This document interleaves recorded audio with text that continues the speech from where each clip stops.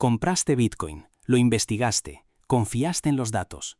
Y aún así, algo no cuadra. Quédate, porque lo que vas a descubrir en los próximos minutos va a cambiar para siempre cómo ves los mercados financieros. Hola, soy MenteTrader. Si este canal te ayuda a entender cómo funciona el dinero de verdad, suscríbete ahora y dale like a este video. Voy directo al grano. Hay una empresa que acumula Bitcoin como si fuera el activo más valioso del planeta. Y al mismo tiempo, hay instituciones financieras que podrían estar usando estructuras completamente legales para forzar a esa empresa a vender ese mismo Bitcoin a precio de saldo. No hablo de teorías conspirativas, hablo de mecánicas financieras con décadas de historia. Mecánicas que ya destruyeron cientos de empresas, mecánicas que ya hundieron países enteros. Y si tienes Bitcoin, necesitas entender esto ahora. Pero antes de entrar en materia, quiero hacerte una pregunta que me gustaría que respondieras en los comentarios. ¿Crees que las grandes instituciones financieras están acumulando Bitcoin en silencio mientras mantienen los precios bajos artificialmente? Escríbeme tu opinión abajo, porque al final del vídeo vas a tener muchos más argumentos para defender tu postura. Empecemos con una historia que parece no tener nada que ver con todo esto, pero tiene todo que ver. En 1982, México tomó una decisión que en ese momento parecía perfectamente razonable. Pidió prestado miles de millones de dólares a bancos internacionales para financiar infraestructura, crecimiento económico, el futuro del país. El problema no era la deuda en sí, el problema era la moneda en que estaba denominada esa deuda, dólares estadounidenses, no pesos mexicanos, dólares.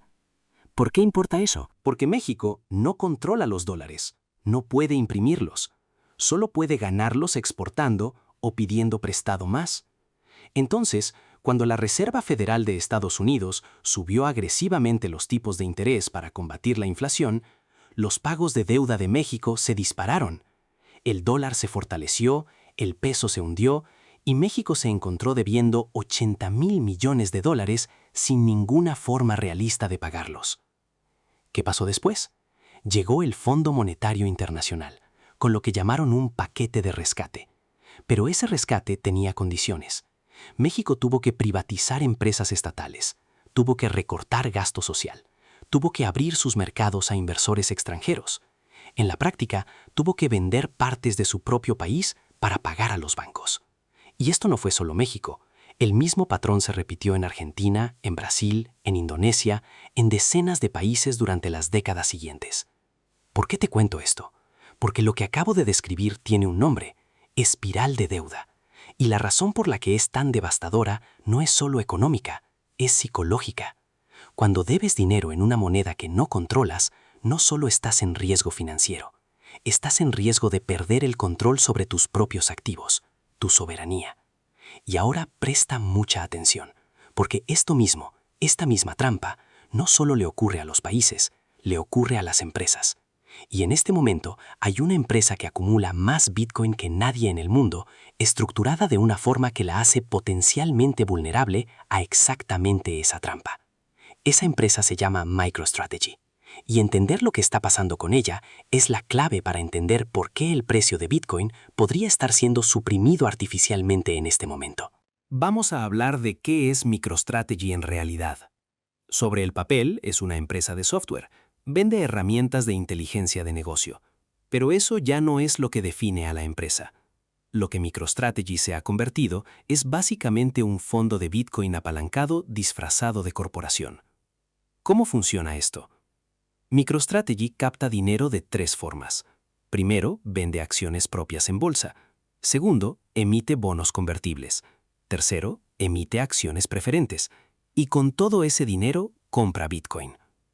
Actualmente poseen alrededor de 450,000 Bitcoins. Al precio actual del mercado, eso representa aproximadamente 45,000 millones de dólares en valor.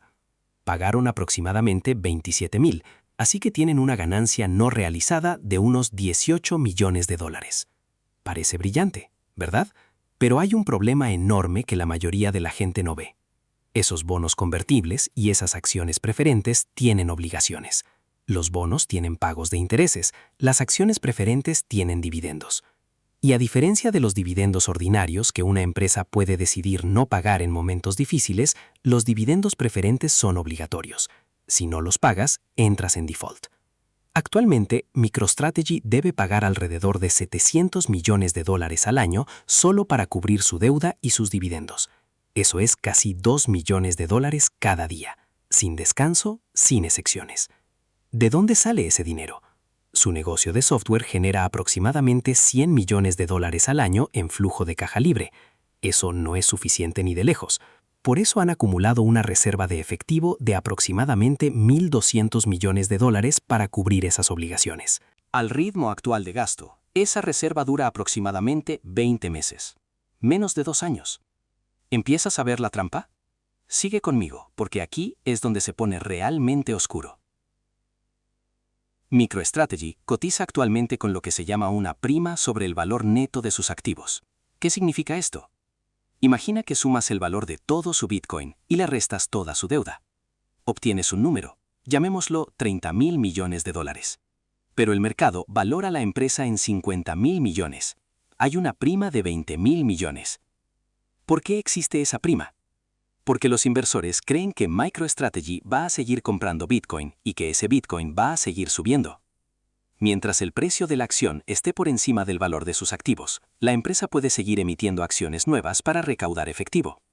Venden acciones por $1.000 millones, compran más Bitcoin, el Bitcoin sube, la acción sube, venden más acciones, compran más Bitcoin. Es un volante que gira perfecto. Pero, ¿qué pasa si ese volante se para? ¿Qué pasa si el mercado decide que no está dispuesto a pagar $50.000 millones por una empresa cuyos activos reales valen 30? ¿Qué pasa cuando la acción cotiza por debajo del valor de su Bitcoin? Entonces, MicroStrategy ya no puede emitir acciones sin destruir valor para sus propios accionistas. Y de repente, esa reserva de $1.200 millones es la única barrera entre ellos y tener que vender Bitcoin para pagar sus obligaciones. 20 meses. Eso es todo. Y si empiezan a vender Bitcoin para pagar deudas, ¿qué pasa con el precio de Bitcoin? Baja. Y si el precio de Bitcoin baja, ¿qué pasa con la acción de MicroStrategy? Baja más. Y si la acción baja más, tienen que vender más Bitcoin. Y si venden más Bitcoin, el precio baja más todavía.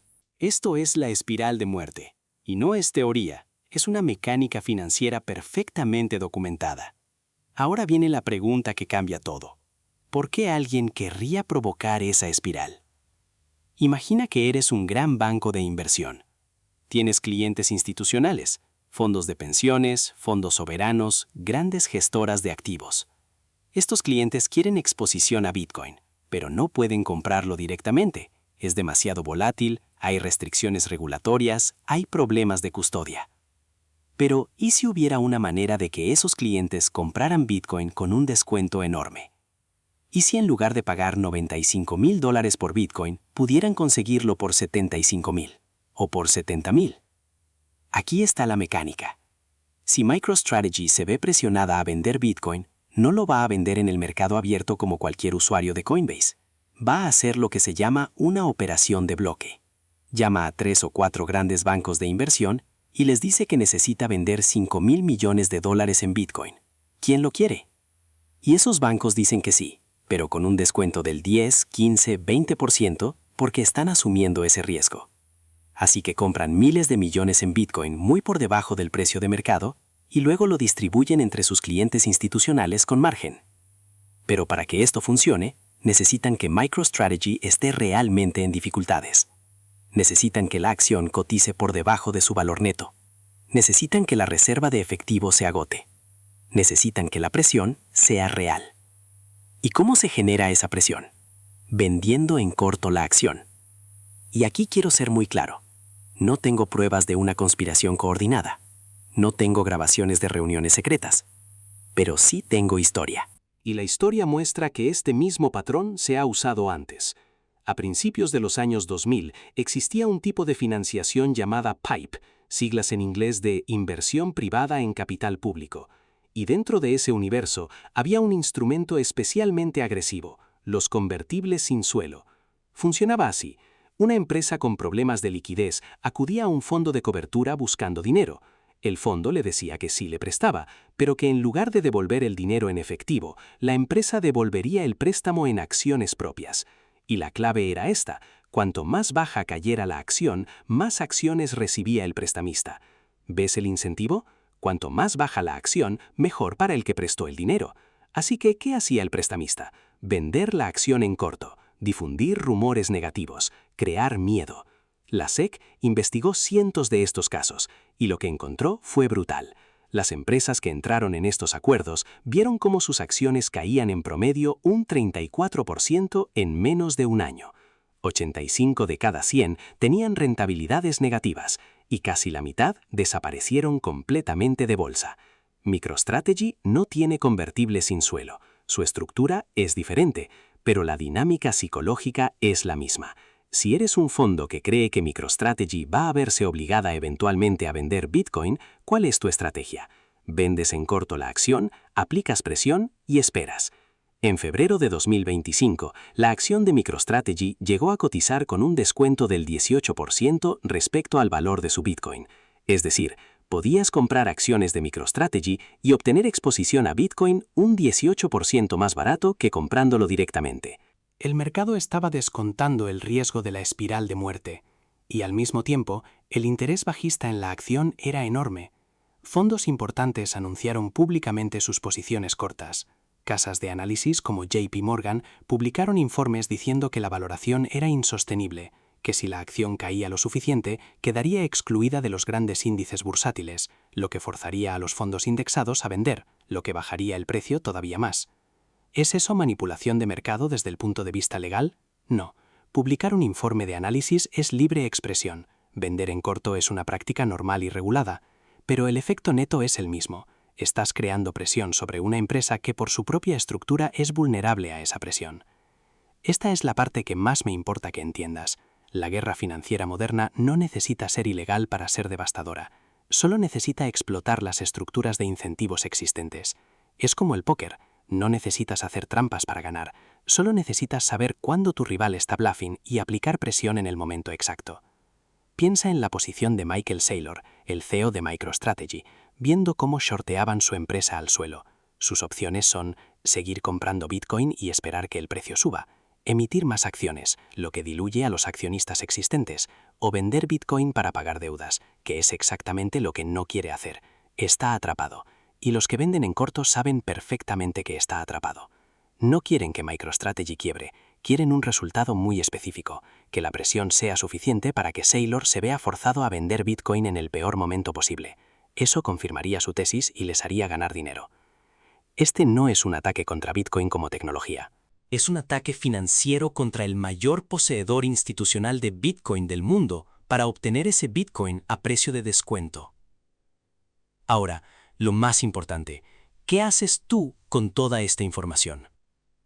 Primero y más importante, MicroStrategy no es Bitcoin. Bitcoin es un activo descentralizado que no depende de ninguna empresa. Si MicroStrategy tiene problemas, eso no significa que Bitcoin esté roto. Significa que una empresa tomó decisiones financieras que crearon riesgos específicos. Son cosas distintas. Segundo, entiende que esta presión crea oportunidad. Si hay instituciones tratando de acumular Bitcoin a precio reducido, forzando vendedores en dificultades, eso te dice una cosa muy concreta. Creen en el valor a largo plazo. No dedicas estructuras financieras complejas a activos que crees que no valen nada. Solo haces esto cuando quieres algo, pero no quieres pagarlo a precio de mercado.